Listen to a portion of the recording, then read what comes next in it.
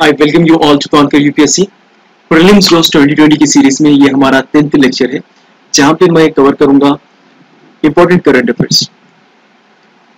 Trends in international arms transfers 2019 report आई है इसकी। ये रिपोर्ट रिलीज करने वाली बॉडी है Stockholm International Peace Research Institute, SIPRI कहते हैं हम इसे। सिप्री ने रिपोर्ट रिलीज किया है।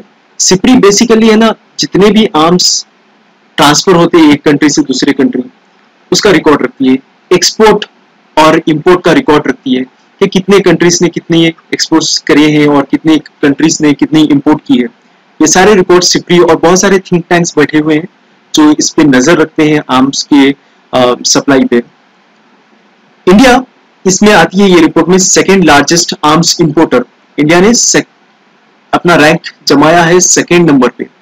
इंडिया बहुत सारे हथियार यानी बहुत सारे आर्म्स एंड एम्यूनिशन इंपोर्ट करता है दूसरे कंट्रीज से। 2015-19 की ये रिपोर्ट है। Saudi Arabia largest arms importer है 2015-19 में। ये रिपोर्ट रिलीज की गई है 2020 में, लेकिन ये इंफॉर्मेशन प्रोवाइड करती है 2015-19 की। 5 लार्जेस्ट आर्म्स इंपोर्टर कंट्री की बात की गई है सिप्री के द्वारा।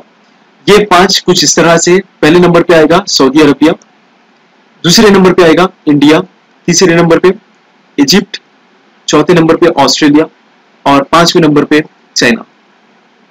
ठीक है, इस तरह के क्वेश्चंस आते हैं गवर्नमेंट एग्जाम्स में कि एलिमिनेट करने के लिए या accordingly rank wise ascending order में इसको लगाने के लिए। तो आप कभी सोचोगे भी नहीं कि सऊदी अरबिया सबसे लार्जेस्ट इंपोर्टर है। जो एक्सेप्शन होगा वो क्वेश्चन होगा।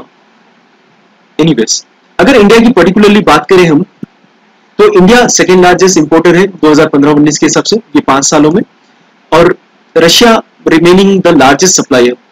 हुआ ये, इंडिया तकरीबन जितने भी आर्म्स परचेस करता है, इंपोर्ट करता है कंट्रीज से, वो 72% सिर्फ रशिया से इंपोर्ट करता है। लेकिन इंडिया ने कम कर दिए रशिया से इंपोर्ट करना, और इसी वजह से रशिया का परसेंटेज कुछ गिर जाता है, 56% आता है। इंडिया सिर्फ 56% रशिया से इंपोर्ट कर रही है। फिर भी रशिया को कुछ फर्क नहीं पड़ा, क्योंकि रशिया आज भी लार्जेस्ट सप्लायर है। बहुत सारे कंट्री से रशिया से लेने वाले। तो रशिया की रैंक ग्लोबल लेवल पे फर्स्ट रैंक है सप्लाई के मामले में। सेकंड कौन है? फिर सेकंड होती है इसराइल तकरीबन 175% एक्सपोर्ट करती है, सप्लाई करती है आर्म्स। फ्रांस थर्ड नंबर पे 715% 2015-19 में। इंडिया 23rd है 25 कंट्रीज के ग्रुप में। देखिए, ये 25 ग्रुप के कंट्री वो हैं जो एक्सपोर्ट करते हैं या सप्लाई करते हैं, जिसमें इंडिया की रैंक है 23। जी, इंडिया इंपोर्ट करता है ये अलग बात है, लेकिन इंडिया अंडर डेवलप्ड नेशन या जो जिसकी इकोनॉमी ज्यादा स्ट्रांग नहीं है, उन लोग को अपने आर्म्स बेच देता है जो आउटडेटेड हो गए। तो उसी लिहाज से इंडिया के सबसे मेन क्लाइंट्स है म्यांमार, श्रीलंका, मॉरिशियस। यूएसए, अगर ये बात करें हम यूएसए की, यूएसए का परसेंटेज और ज्यादा गिर गया है 2010 और 14 के मुकाबले में।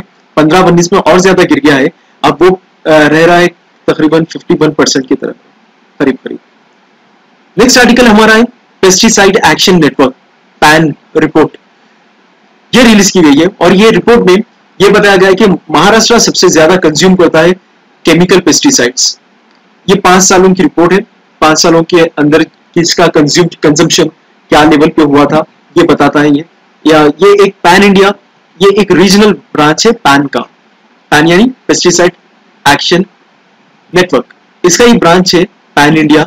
ये एक इंटरनेशनल कोलिशन है, बहुत सारे नॉन प्रॉफिट ऑर्गेनाइजेशंस यहाँ पे गठबंधन करे हुए हैं पैन इंडिया से।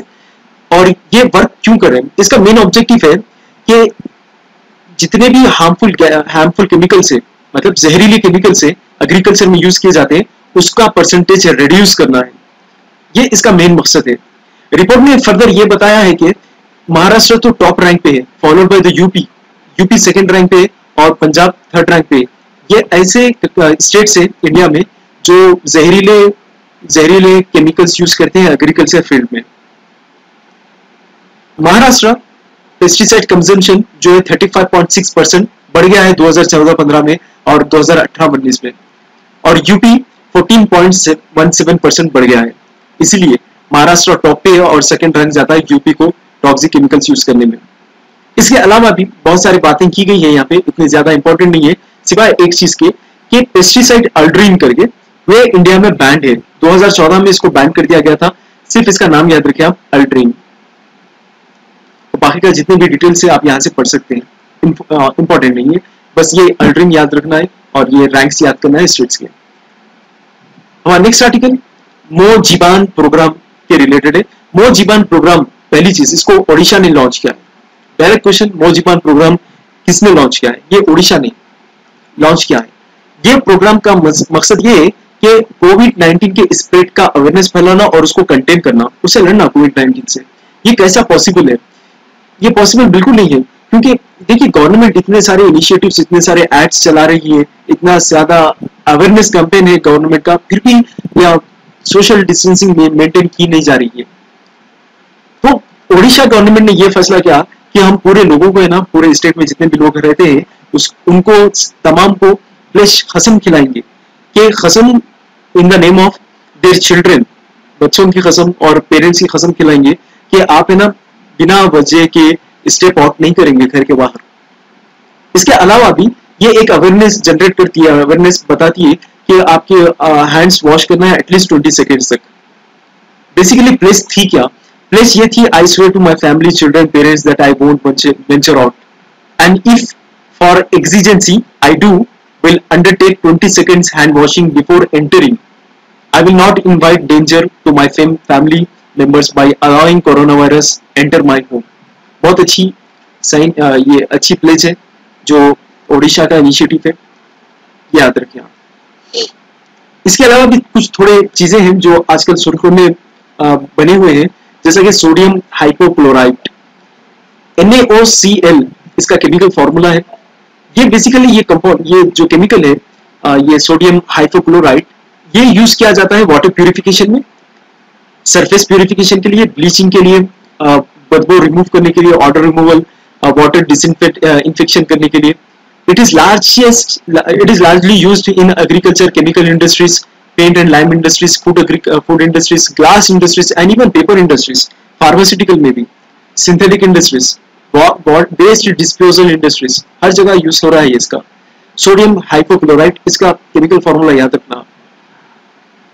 माउंट कॉसियसगो, ये ऑस्ट्रेलिया में साउथ ईस्ट रीजन में, अगर ये ऑस्ट्रेलिया है, आई एम सॉरी, ये सिंबॉलिक ऑस्ट्रेलिया है, यहाँ पे साउथ ईस्ट में माउंटेन कॉसियसगो है। ये ऑस्ट्रेलिया का सबसे हाईएस्ट माउंटेन है।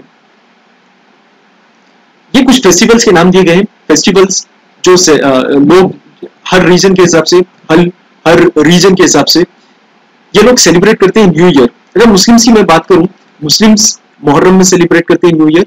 सिमिलरली दूसरी अलग अलग स्टेट्स या अलग अलग जो जात से ताल्लुक रखने वाले, जात वाले, ये न्यू ईयर अलग अलग डेज में मनाते हैं। ये जो फेस्टिवल सेलिब्रेट करते हैं उनके फेस्टिवल का नाम क्या है? बेसिकली कश्मीर में जो न्यू ईयर मनाया जाता है इसका नाम है नावरे, नावरे फेस्टिवल का नाम है। टिबेटन न्यू ईयर लौसर नाम है, Rongali Bihu Assamese new year है, बैसाखी पंजाबी न्यू ईयर है। ये सब ज्यादा इंपॉर्टेंट है। जो भी ऑफिसर्स बनते हैं उनको एक रीजन की कुछ तो मालूमात होना चाहिए, बेसिक अंडरस्टैंडिंग तो होना चाहिए। इसी वजह से ये सारी लिस्ट है, आप बेसिकली सब याद रखें। ये पहला बोशक बंगाली, नाम से ही पता चल रहा है ये बंगाली का है।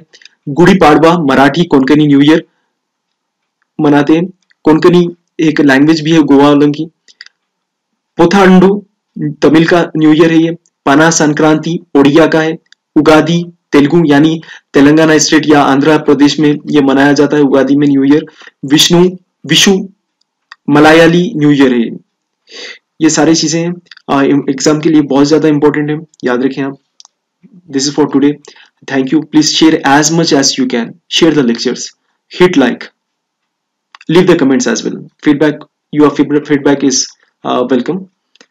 I welcome your feedback. Thank you very much.